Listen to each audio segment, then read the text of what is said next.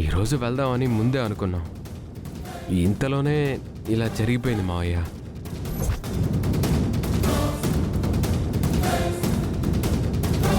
నాన్న కోసం వీళ్ళెందుకు మొక్కుకున్నారు? వీళ్ళిలా మొక్కుకున్న ప్రతిసారి నాన్నకేదో ఒక సమస్య ఎదురవుతూనే ఉంది. ఎలా అయినా నాన్నని ఆపాలి. తమ్ముడు, ఎలాగో ఇప్పుడు డల్ మూడ్లోనే ఉన్నాం కదా, కాబట్టి అందరం కలిసి గుడికి వెళ్దాం తమ్ముడు. అందరి బాధల్ని ఆ దేవుడే కదా తీరుస్తాడు. ఇప్పుడేం అవసరం లేదులే అత్తయ్య.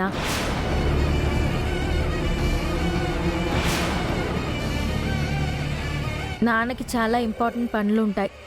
నాన్న సీఎం కదా అత్తయ్య. ఇలా గుళ్ళు గోపురాలు తిరుగుతూ ఉంటే ఎలా చెప్పండి? ఎక్కడికెళ్ళినా మనకున్న బాధలు మనవే అనుభవించాలి. అదెలాగో తప్పదు కాబట్టి నాన్ననైనా సీఎం ఆఫీస్కి వెళ్ళనిద్దాం.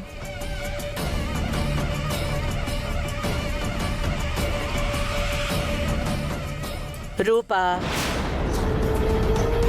తమ్ముడు ఎలాగూ రేపటి నుంచి 5 ఏళ్ళు ప్రజాసేవలో బిజీగా ఉంటాడు కదా. ఈ 5 ఏళ్ల పాలన ఎలాంటి ఆటంకాలు రాకుండా చూసుకోవాలి అని దేవుణ్ణి కోరుకోవడానికే కదా వెళ్తున్నాము. అందులోనూ అనంత పద్మనాభ స్వామి అంటే అభయం ఇచ్చే స్వామి అని పేరు కూడా ఉంది. మమ్మీ, మావయ్యని బలవంతం చేయకు మమ్మీ. మొక్కే కాబట్టి ఎప్పుడైనా తీర్చుకోవచ్చు. ఇప్పుడు నువ్వు అడిగి మావయ్య కాదని మీరిద్దరూ బాధపడతారు. అది మాకిష్టం లేదు.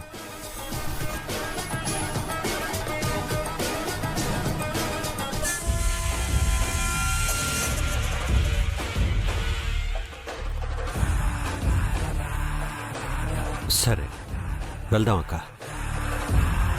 తమ్ముడు, సుమా, పదండి, బయలుదేరదాం. పదండి.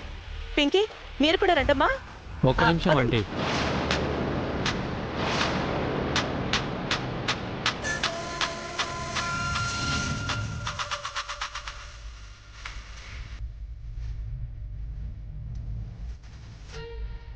నా భార్యని మీ బిడ్డలా ఫీల్ అయితేనే మేము వస్తాం మామయ్య, లేదంటే మేము రాము.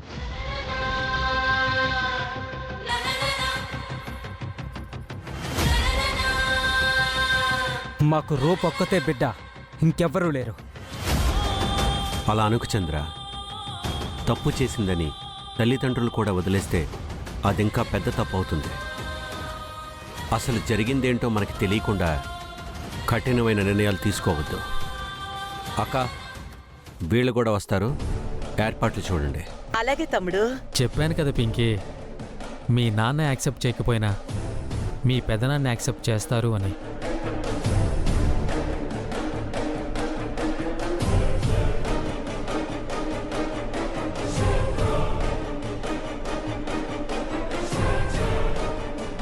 మీ అక్కని కూడా ఇలానే కదా యాక్సెప్ట్ చేశారు, ఇప్పటికీ యాక్సెప్ట్ చేస్తూనే ఉన్నారు.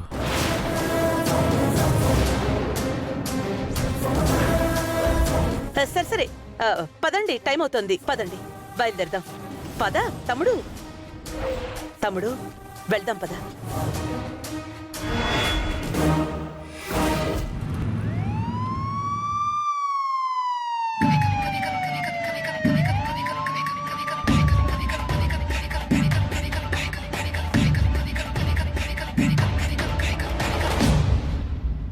విజయాంబిక గారు, మొత్తానికి సూర్యప్రతాప్ ఈజీగానే దొరికాడు. అంతా మీ దయ వల్లే జరిగింది. నా కొడుకు రాజకీయంగా ఎదగాలి అంటే నా తమ్ముడు మన రాజకీయాలకి బలవ్వక తప్పదనిపించింది. మీరు గ్రేట్ సిస్టర్ కాకపోవచ్చు, కానీ గ్రేట్ మదర్ అని మాత్రం అనిపించుకుంటారు విజయాంబిక గారు. ఏ తల్లికైనా బిడ్డ భవిష్యత్తు కంటే ఏదీ ముఖ్యం కాదు జీవన్. Thanks mummy. నువ్వు నా మమ్మీ అవడం నా అదృష్టం. ఎన్ని జన్మలెత్తినా నువ్వే నాకు మమ్మీగా ఉండాలి.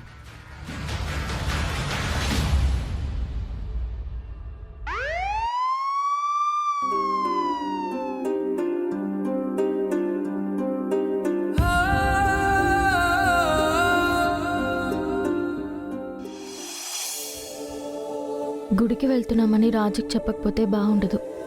రాజు నా భర్త కాబట్టి నాకు సంబంధించిన అన్ని విషయాలు చెప్పాలి.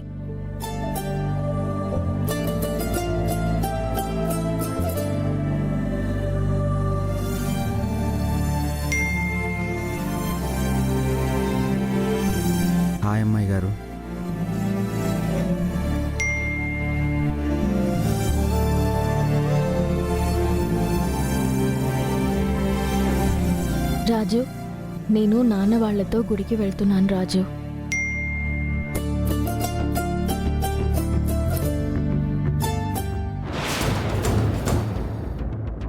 ఇప్పుడు గుడికేంటి?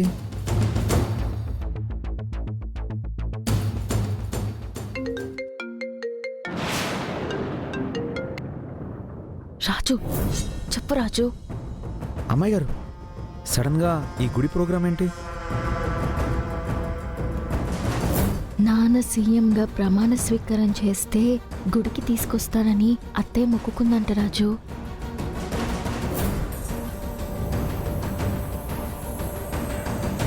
ఆ విషయం కూడా ఉదయాన్నే చెప్పింది, అందుకే సడన్గా బయలుదేరేశాం. రూపా, మనం చేసే ప్రతి విషయం, మనం వెళ్ళే ప్రతి చోటు గురించి బయట వాళ్ళకి చెప్పాల్సిన అవసరం లేదు. ఓకే అమ్మాయి గారు, జాగ్రత్తగా వెళ్ళరండి. ఏదైనా అవసరం ఉంటే వెంటనే నాకు కాల్ చేయండి. సరే రాజు.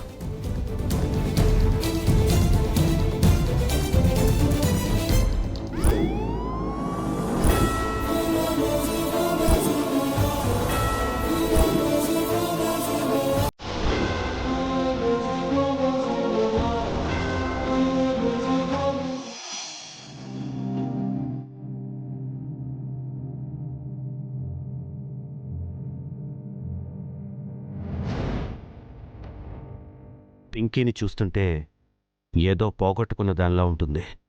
ఎవరితోనూ మాట్లాడట్లేదు. తను తప్పు చేసింది కాబట్టి మాట్లాడే ధైర్యం లేక మాట్లాడట్లేదా, లేదంటే వేరే కారణం ఏదైనా ఉండుంటుందా? పింకీ, అసలేంటమ్మా నీ ప్రాబ్లం? జీవన్ ఎంతటి దుర్మార్గుడో నీకు తెలియకపోవచ్చు. వాడు నీకేం మాయమాటలు చెప్పాడో నాకు తెలీదు, కానీ ఖచ్చితంగా చెప్పగలను, వాడు నీ మీద ప్రేమతో మాత్రం పెళ్లి చేసుకోలేదు, ఇంకేదో కారణంతో పెళ్లి చేసుకున్నాడు. ఆ విషయం నాకు క్లారిటీగా అర్థం అవుతుంది. నీకెందుకు అర్థం కావట్లేదు? నాకు తెలుసు పెదనాన్న, వాడు మిమ్మల్ని డిస్టర్బ్ చేయటానికే, మిమ్మల్ని సీఎం పదవి నుండి దించేయటానికే నన్ను పాములా వాడుకుంటున్నాడు. నేను నోరు తెరిస్తే మన కుటుంబ పరువు బజారు కీర్చటానికి వాడి దగ్గర కొన్ని ఆధారాలున్నాయి. అవి వాడి దగ్గర ఉన్నంతకాలం నేను నోరు తెరిచి నా ప్రాబ్లం గురించి చెప్పలేను పెదనాన్న.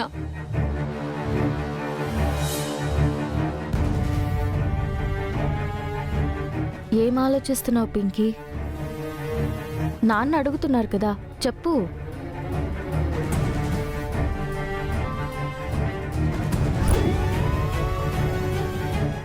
జీవన్, అడగడం మర్చిపోయాను.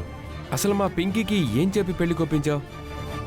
అసలు మా మావయ్యకి కూడా భయపడకుండా ప్రేమించి పెళ్లి చేసుకున్నానని చెప్తుంటే నాకు మైండ్ పోయింది. కొన్ని రహస్యాలు రహస్యంగా ఉంటేనే మంచిది. అదంతా పెద్ద కథ దీపక్, తర్వాత చెప్తాను. ముందు మనం అనుకున్నవన్నీ అనుకున్నట్టు జరగనే. దీపక్, ఎలా పెళ్లి చేసుకుంటే మనకెందుకు? మనకి కావాల్సింది ఎమ్మెల్సీ పదవి. దాని మీద మాత్రమే ఫోకస్ పెట్టు. అలా కాదు మమ్మీ. జీవన్ పింకీని భయపెట్టడం కానీ బ్లాక్మెయిల్ చేయడం కానీ చేసుంటే ఇప్పుడు మావకి చెప్తుంది కదా అని డౌట్ వచ్చింది.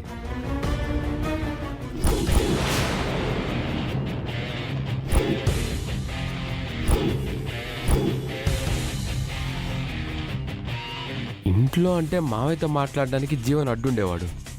ఇప్పుడు లేడు కదా అని డౌట్.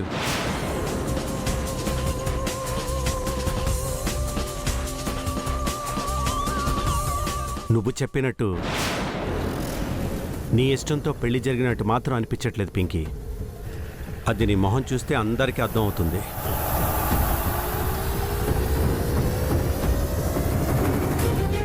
పింకీ, నాన్న చెప్పింది నిజం. జీవన్కి భయపడుతున్నావా? ఎవరికి ఏం భయపడాల్సిన అవసరం లేదు. నాన్నతో నిజం చెప్పు, నాన్న చూసుకుంటారు.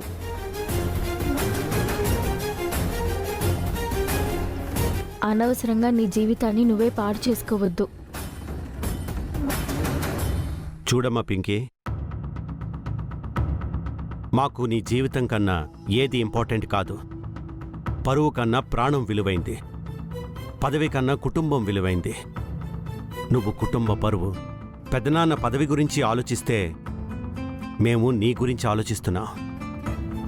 అది ఎంత పెద్ద ప్రాబ్లం అయినా పర్వాలేదు, చెప్పమ్మా. చెప్పు పింకీ. మన ఫ్యామిలీ అంతా నీకు అండగా ఉంటుంది. బాబాయ్ పిన్నిలు నీ గురించి చాలా దిగులు పడుతున్నారు. అసలు వాళ్ళు నిన్ను ఇలా చూడలేకే గుడికి కూడా రాలేదు. పెదనాన్నకి చెప్పేస్తాను. అమ్మా నాన్నని బాధ పెట్టి నేను ఇంత బాధని భరించలేకపోతున్నాను. నీకు చెప్పడం ఇష్టం లేకపోతే చెప్పొద్దు పింకీ. కానీ ఒక్కటి మాత్రం గుర్తుపెట్టుకో, నువ్వు చెప్పకపోయినా నువ్వేదో ప్రాబ్లంలో ఉన్నావని మాత్రం నాకు అర్థమవుతుంది. పెదనాన్న,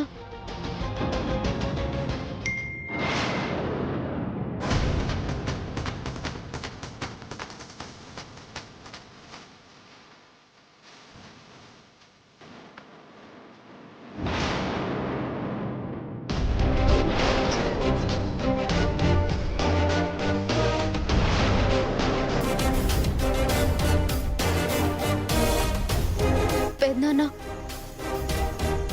అలాంటిదేం లేదు పెదనాన్న. మీ అందరికీ నచ్చని పని చేశాను కాబట్టే ఎవరికి మొహం చూపించడానికి ఇష్టపడట్లేదు.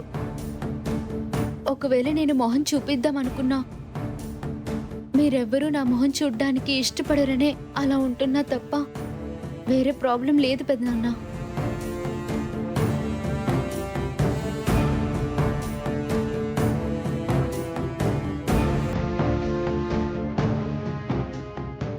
ఈ వీడియో చూసి కూడా నిజం చెప్తుందని నేను అనుకోను.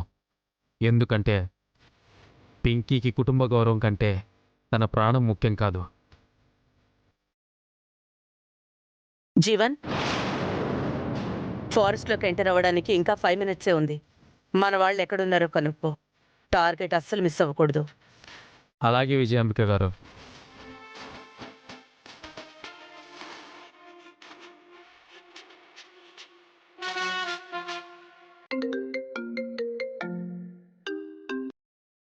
చెప్పురా అన్నయ్య. లైవ్ లొకేషన్ పెట్టాను, మీరు ఫాలో అవుతున్నారా? ఇంకా మీరు 4 కిలోమీటర్స్ దూరంలో ఉన్నారు. ఎట్టి పరిస్థితుల్లోనూ టార్గెట్ మిస్ అవ్వకూడదు. అస్సలు మిస్ అవ్వదు. సరే.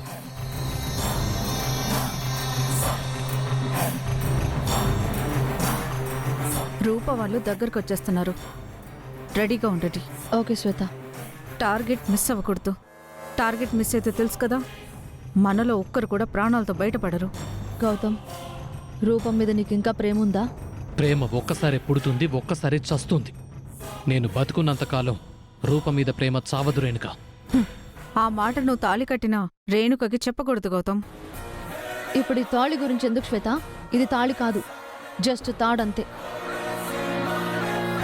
నా మెడలో గౌతమ్ తాడు కట్టడానికి కారణమైన ఆ రూపాన్ని షూట్ చేసే అవకాశం వచ్చింది. అస్సలు వదులుకోను. ఎస్ఐ గారు, వీళ్ళని అరెస్ట్ చేయండి. నన్ను అరెస్ట్ చేయించిన సూర్యప్రతాప్ని, రాజుని దూరం చేసిన రూపని, ఇద్దరిని లేపేయాలి. అప్పుడే రాజుని సొంతం చేసుకోవచ్చు. అంటే నీకు కూడా ఇంకా ఆ రాజుగాడి మీద ప్రేమ చావలేదా? నాకు ప్రేమ పుట్టడమే కానీ చావడం ఉండదు. అంటే నేను చచ్చినా నా ప్రేమ మాత్రం చావదు. రాజుని నాకొదిలే శ్వేత. కుదరదు రేణుక. నీకు గౌతమ్తో పెళ్ళైపోయింది. రాజుని నాకొదిలే. గౌతమ్తో నాకు పెళ్ళవడం ఏంటి? నాకు రాజే కావాలి. కావాలంటే గౌతమ్ని నువ్వు పెళ్లి ఏహే, చేసుకో. ఆపండి పెళ్లిగోలా.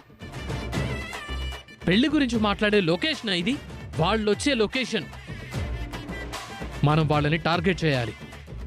మీ టార్గెట్ రూప అయితే నా టార్గెట్ సూర్యప్రతాప్. కామ్రేడ్స్, పదండి, వెళ్ళి రోడ్ బ్లాక్ చేద్దాం.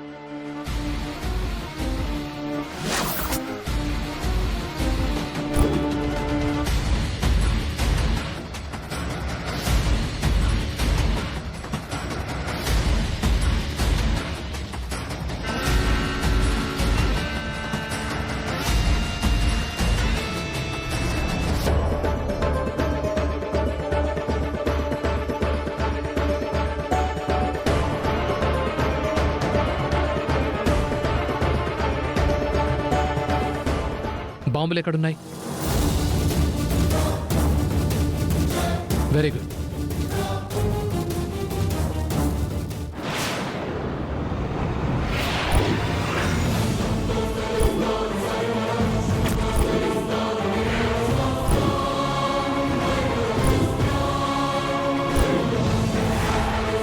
జాగ్రత్తగా వినండి, వాళ్ళు వచ్చే టైం అయింది. అన్నా కార్లు వస్తున్నాయి అన్నా.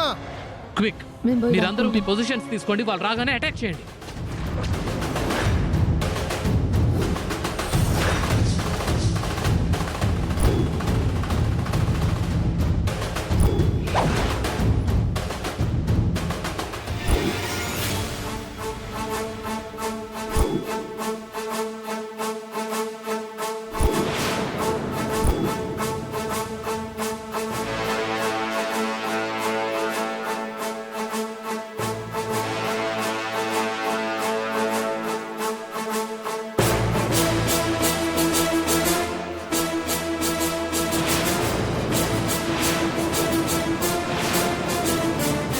ఏమైంది?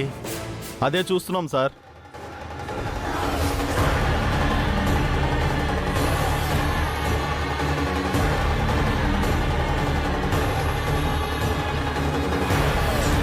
రాళ్ళు అడ్డు పెట్టారు, వెళ్ళి తీయండి.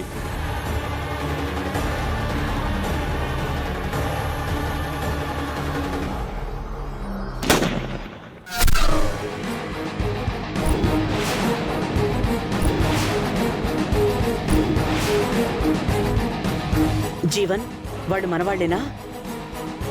మనవాళ్లే.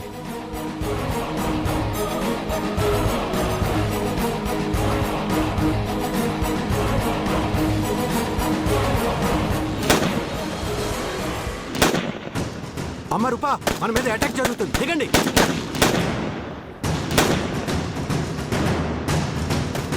మమ్మీ ఇక దీపావళే. మమ్మీ పద వెళ్ళి హ్యాక్ చేద్దాం మనం కూడా.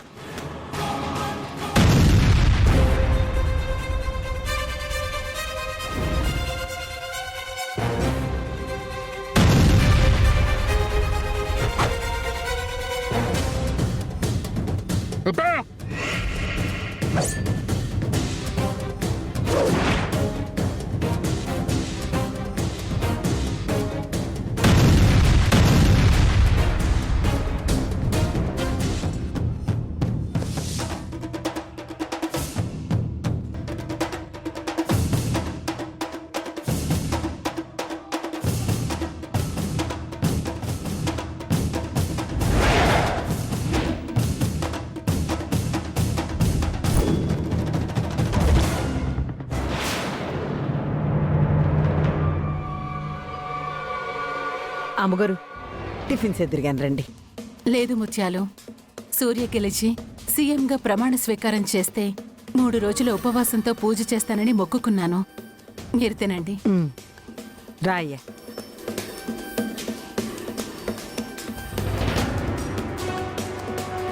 Breaking news.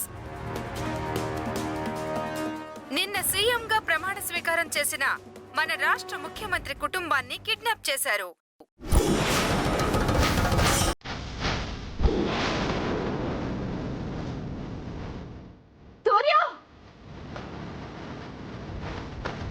మన రాష్ట్ర ముఖ్యమంత్రిగా బాధ్యతలు స్వీకరించిన తర్వాత ఆయన కుటుంబ సభ్యులతో కలిసి శ్రీ అనంత పద్మనాభ స్వామి దర్శనార్థం ఆలయానికి బయలుదేరిన సీఎం కాన్వాయ్ మీద బాంబులతో దాడి చేశారు.